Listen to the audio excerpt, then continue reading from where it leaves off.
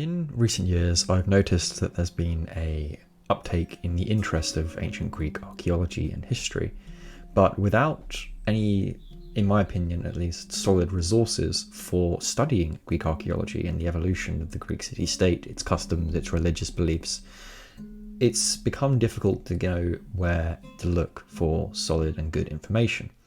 In this new series, I am going to be exploring the archaeology of ancient Greece throughout its core periods, all the way from the early Bronze Age and the Minoans up to the Hellenistic and Roman periods, with the hope of providing some historical context rooted primarily in archaeology and the material record.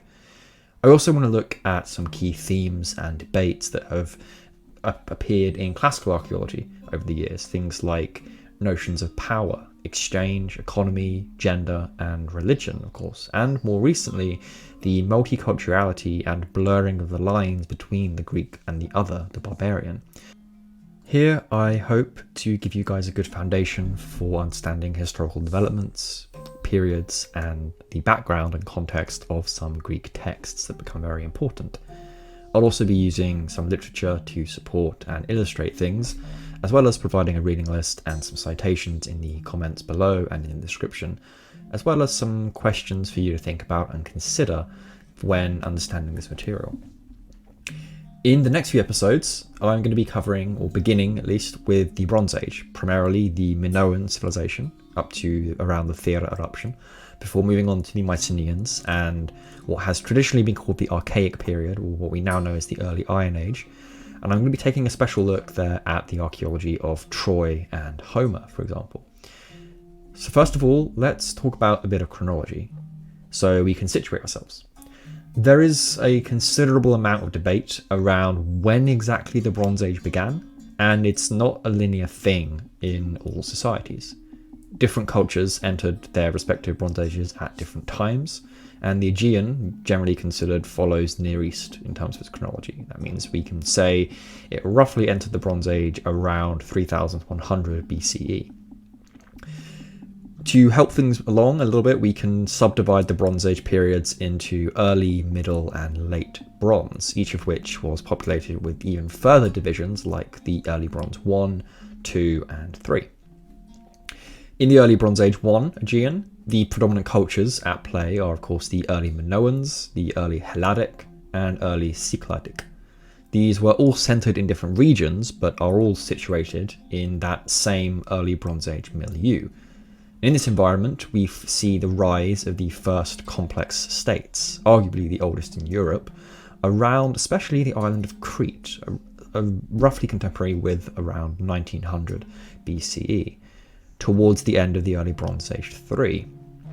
Now, it was common in 20th century archaeology to believe that Minoan palaces came in waves or phases, especially, and by the Middle Bronze 3 period, they were in their mature phase. And usually there was the belief that later, more advanced palaces were being built on top of older ones.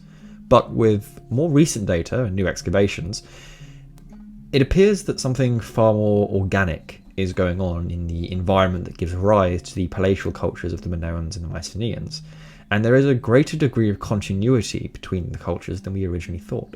It's really around this time in the Middle Bronze 2 to 3 that the Minoan culture seems to peak in terms of its exchange, its trade, its cultural expansion, with art exports, for example, going as far even as Egypt at Tel el-Dabar, where we have a beautiful Minoan fresco. And this expansive movement lasts until roughly the late Bronze Age 1 period. Now, of course, the late Bronze Age was a pivotal time of change in the ancient world. It was famous for the collapse of the wider city-state system across all the Mediterranean.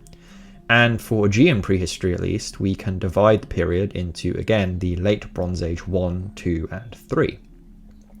Around 1600 BCE, we have the hypothesized eruption of Thera, the volcano on the island of Santorini, which causes, along with a few other factors, the Minoan material record to shift, at least quite dramatically. Now, I will say, it does not necessarily collapse. We have evidence of the Minoans surviving post-Thera, but it does seem that they entered a deep decline. And following this, Around 100 years later, in 1500 BCE, we start to see the earliest evidence of Mycenaean culture and palaces, as well as mainland Greek culture influencing the island of Crete. During the early Middle Bronze Ages, Crete is really the centre of the Mediterranean world. It is influencing the rest of the Aegean from as far as we can tell, a highly developed and centralised palatial system with a palatial economy. But when we enter the late Bronze Age, this dynamic appears to be reversed, and we see Mycenaean and mainland Greek influence being exerted onto Crete instead, and indigenous local Cretan influence diminishing. The evidence for Mycenaean palaces is actually patchy before the late Bronze Age 3, but they gradually begin to explode in popularity, with places like Mycenae and the original Minoan Palace of Knossos being re-inhabited by Mycenaeans. By the end of the late Bronze Age, likely as a result of the collapse of the city-state system, we see the destruction of those Mycenaean palaces as we move into the early Iron Age, sometimes also known as the sub-Minoan period, around 1100 BC. Having said that, there is a much more absolute and localized chronology for the Minoans. Rather than referring to subcategories of Bronze Age periods, we can use what's called relative chronology to chart the development of the predominant cultures in any given area. Here, we can divide the Bronze Ages again into early, middle, and late, but rather, using relative chronology, we can say they are early, middle, and late Minoan. And alongside this, we can group certain architectural styles in terms of palace development in with different periods to see what is being done at each time with a greater degree of accuracy. Back on the mainland of Greece, as for the Cyclades, 20th century archaeological convention was to name a time period, especially during the early Bronze, after the site in which its predominant culture was found, largely differentiated through pottery types, a process known as seriation, that was pioneered by the Egyptian archaeologist Flinders Petrie. Hence, we have names like Grotapelos, Kerosiros, and Philaktope in terms of cultural groupings. But many of these cultures overlap and they intersect in reality, so the labels are falling out of use by modern classical archaeologists nowadays. However, I think it's important to still be aware of the complexity and general chronology. The late Helladic labels that we see on mainland Greece roughly correspond to what's going on at the same time on the island of Crete. Beginning in the early Bronze Age 2 period, around 2500 BCE, we see the Cyclades becoming very important on the mainland. We see a great deal of trade and the movement of goods, as well as art. Now, of course, there is a heavy focus here on longboats, especially depictions of seafaring, likely probably paddle ships rather than sailed. Bronze, of course, is especially common as a commodity, and we find it moving around quite a bit, but also things like figurines as well. Even new crops are being cultivated in this period, things like grapes and olives, which will eventually become staples of the Greek identity in later periods. And we find as well some of the earliest evidence for wine and olive oil being exported into places like Egypt and the rest of the Levant. And this actually gives precedent to certain regions over certain others depending on access to resources. The famous House of Tiles at the site of Lerna in the Peloponnese was actually built during this time period, but it is actually a bit of an enigma to us. We have no archaeological evidence to suggest that people were ever living there domestically, so it doesn't appear to either be a palace or some kind of home where people were living. It dates roughly corresponding to the early Hellenic II period on the mainland, and is notable for several of its architectural features that were very advanced for its time. Notably its roof, which is covered by baked tiles, hence giving the building its name. It's also been interpreted as some kind of proto-palace, or alternatively as an administrative centre, on account of the numerous seal impressions being found in the vicinity. The seal impressions point to an increasingly developed economy centred around trade and exchange. Alternatively, it's been considered to be a communal structure, since the level of organisation must have meant that it was important. Alongside this, we have the early layers of Troy, the Hittite Welusha, which is right in the middle and connecting a large part of the early Bronze Age Mediterranean. Troy, at this point, and I will use Schliemann's naming convention, at this level, or this period, is really connecting Anatolia with wider land routes that are going from Mesopotamia into the Aegean. As a site, it seems to have had two large peaks in terms of its importance, one of which is in this period during the early Bronze Age too, which we're looking at now, where certain gold objects that were originally found by Schliemann originally date to. The second peak, which you're probably more familiar with, is towards the end of the Bronze Age, in the late Bronze, which is probably the site that was related to Homer's Ilium that he writes about in the Iliad, which roughly corresponds to Layer 7 in terms of the archaeological stratigraphy. For around the 200 to 300 years of this early Bronze II period, though, Troy was a very important site even before Homer wrote about it, with monumental walls, extensive gold artifacts, and wide trade relations. In fact, it's really during this time period that we see increasing evidence of the interconnection between regions and an increasingly complex network of distribution, regions that are coming over land, of which Troy appears to be right in the center. Here's a map that is showing the scale of this exchange across the Mediterranean and the Levantine world during the early Bronze Age. Now, of course, while this is a good example, the date range, 2800 to 1950 BCE, is a bit large for archaeological tastes, which isn't always ideal because it doesn't show regional or temporal variation. In the early Bronze, it appears that most of these networks of exchange were land-based, especially in mainland Greece, and they were likely making heavy use of those Anatolian pathways coming through Troy, with the Cyclades forming a major distribution network. This gives us an insight into Troy's importance during the early Bronze Age as a gateway to the entire Aegean that is connecting Anatolia and Mesopotamia. By 2000 BCE, these land pathways, however, were not the only ones in use, and the trade networks on trend in general seem to be moving south via the coast and focusing more on Crete. This largely is contemporaneous with a shift of networks in developments of naval technology that allowed for the use and invention of sailing boats. And it's at this point, during the EB3 period, that Crete really takes on focus of how we understand the prehistoric Mediterranean, especially its connectivity over and above Troy. So, in other words, during the early Bronze Age 2, or at least the very end of the early Bronze Age 2, we can say that we have two different phases, an earlier phase and a later phase, in terms of these Aegean Mediterranean connections and networks of trade and exchange. During the early phase, on the mainland at least, the Cyclades culture seems to predominate those trade networks and connect with Anatolia via Troy, and all of it heads into the wider Peloponnese. In the second phase, during the end of the EB2, going into the EB3, in that transitional period, the focus of the networks shifts south. It moves south towards Crete and centers around there, and everything begins to expand through Cretan indigenous agency, while the other regions seem to decline for reasons that we're not quite sure yet. Around the same time, in 2000 BCE, we see numerous innovations occurring on Crete. The biggest innovation post-2000 BCE, of course, is state formation, which is characterized by, at this point, large settlements that would have housed at least over 10,000 people. Communities on this scale, of course, necessitate a level of social organization, and to an extent, a certain hierarchy. This kind of social stratigraphy manifests for us in the record as monumental architecture, most famously as palaces, which is what the Minoan civilization is arguably most famous for. But ironically, this word palace is oftentimes a misnomer.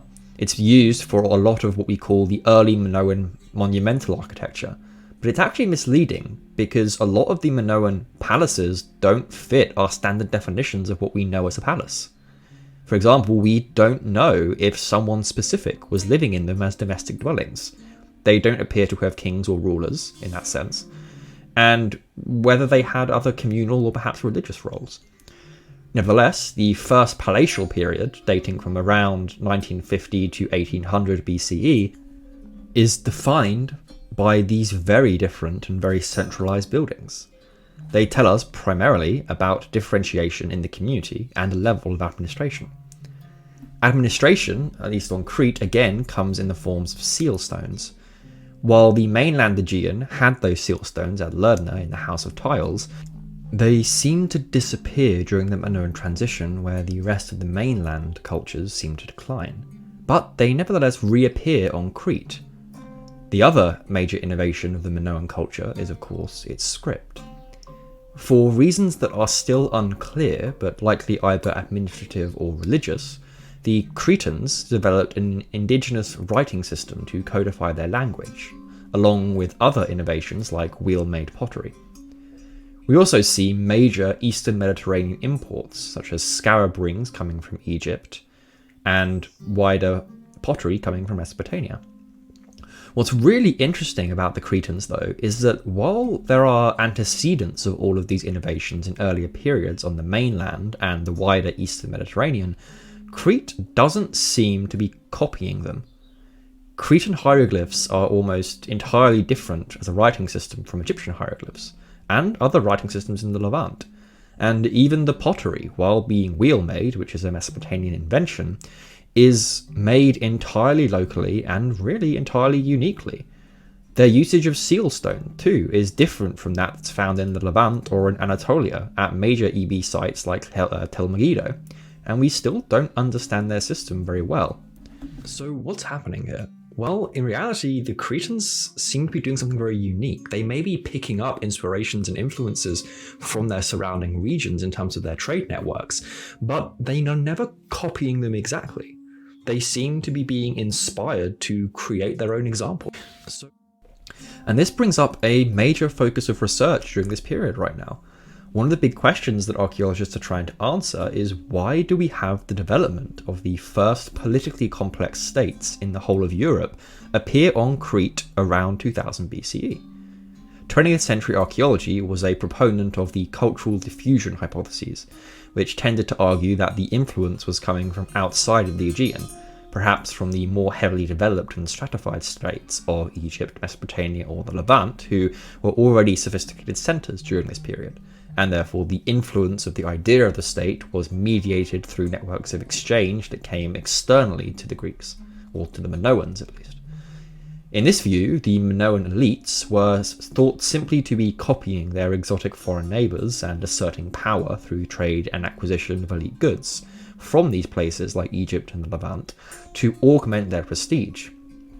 A good concrete example of this is that the early Minoan palaces seem to be following Eastern models of architectural thought, such as the broadroom Inantis temples that we find at Ugarit and on the Syrian coast, or at Mari on the upper Euphrates during the early Bronze Age.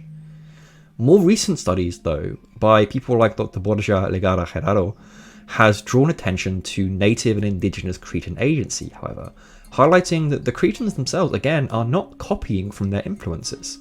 They are doing their own thing with them. While foreign influence certainly does help heavier social hierarchy through trade, the move towards complex palatial centres appears to be much more localised and indigenous of a phenomena. There are two predominant views on the development of palaces in the Minoan period in light of this. Some scholars tend to err towards a gradual development of monumental architecture, citing things like early Bronze Age Troy and the House of Tiles at Lerna as precursors to the Minoan development of palaces, arguing that palaces emerge at the latter end of a spectrum of innovation that occurred very slowly. On the other side, some scholars are now arguing that palatial construction is taking place at a very narrow time window and accelerating very, very fast, with the years around the earliest palaces showing very rapid development and social change in Minoan society. In reality, it seems like many factors are at work at once, overlapping and working at different parts of society. An excellent case study for looking at the early Minoan period palatial system is, of course, the famous site of Knossos. While the central palace is famous nowadays as a tourist attraction, it was originally built on Kefala Hill, around 5 kilometers south of the coast. The site is located at the intersection of two streams called the Birkea and the Karitos, which would have provided the drinking water to the ancient inhabitants of the town. And of course, Knossos is well known for having one of the most advanced drainage and toilet situations in the ancient world. Though it was surrounded by the town of Knossos, The hill was never an acropolis, at least in the later Greek sense. It had no steep heights, it remained unfortified, and was not very high off the surrounding ground. A major source of excavations at the Knossos Valley was done by the British School of Athens as a collaborative project with the 23rd Uophrat of the Hellenic Archaeological Service, and it was funded by the Institute of Archaeology in London, along with a few other centres. The project was known as the Knossos Urban Landscape Project and was designed to look backwards and provide a framework to synthesise over a century worth of archaeological research by both institutions. It also wanted to look forwards and establish a comprehensive baseline for future research and aid in the preservation and management of the threatened archaeological heritage at the site. As new communities and new buildings are now being built in Knossos Valley, they are encroaching onto what was the ancient site, therefore destroying it. The main objective of the Urban Landscape Project was to systematically survey the Knossos Valley, documenting the material record of its occupation from its establishment as a site, because we know it was occupied from at least 7000 BCE, all the way down to the 20th century. In 3 seasons of fieldwork, beginning in 2005, around 21,000 collections were made, primarily of pottery sherds, in all the accessible land within an overall area of around 11 square kilometres, which encompassed 1.5 square kilometres of the urban centre, and its extensive surrounding cemeteries. In that time, around 440,000 artefacts have been collected, and hundreds of archaeological features have been identified. What this project facilitated was an understanding of the site's community size over various periods, and knowing how the site grew in terms of its population density. For example, on the screen here we can see the early Minoan 1 and 2 materials. In black are the pre-excavated deposits, and in blue are pottery sherds that we can stylistically date to the EB. From this, we can assume that the community around Knossos probably wasn't very large during the early Bronze Age. By the time we reach the early Bronze Age 3 and middle Bronze 1 transitional period though, there is much more material across the surface, and noticeable accumulations around areas that correspond to the palace and hinterland that it controlled. So the community is clearly much larger, and there also appears to be a jump in population at the end of the early Bronze Age 3, coinciding with the palatial centralisation. This transition, I want to put in perspective, took place over just 200 years, which is very rapid in archaeological timescales. We are talking about a community that grew from what is probably around 500 people up to potentially over 10,000 in the space of 200 years. That's quite radical. In another interesting example, the Minoan tombs, which seem contemporary from Archanes and Malia, have extensive deposits of Egyptian pottery, or I should say Egyptian style pottery, especially stone-made drinking vessels. A lot of them, however, like on Crete, are Egyptian only in style and motif. They were made or copied locally by probably Cretan artists. They are perhaps ways that local elites are exerting their influence and power, and may be related to funeral feasting or drinking, showing an incentive to use foreign vessels to differentiate themselves from local competition. As we move into studying the Minoan Palaces, join me next week as we look at Knossos and the other major sites. Thank you so much for watching. Don't forget to like, share, and subscribe.